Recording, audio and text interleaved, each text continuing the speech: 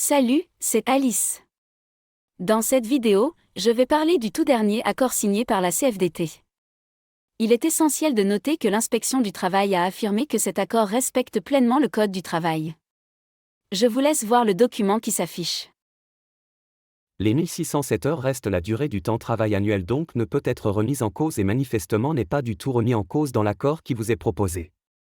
Si la période de référence est inférieure ou supérieure à 1 an, constituent des heures supplémentaires les heures effectuées au-delà d'une durée hebdomadaire moyenne de 35 heures calculées sur la période de référence. Ce qui relève de l'accord qui vous a été présenté. Les membres de la CFDT contestent toujours la méthode de calcul des heures supplémentaires utilisée par l'employeur, soulignant la nécessité de distinguer entre la méthode de calcul d'un côté et le dernier accord signé ainsi que le Code de travail de l'autre côté.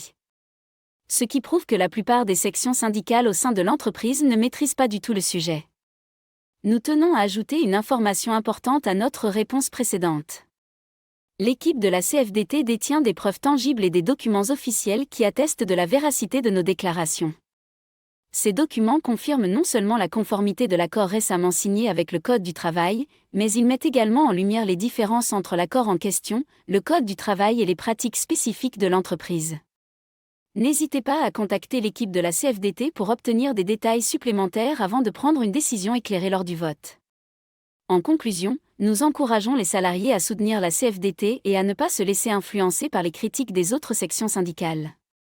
Nous restons disponibles pour répondre à toutes vos questions et préoccupations.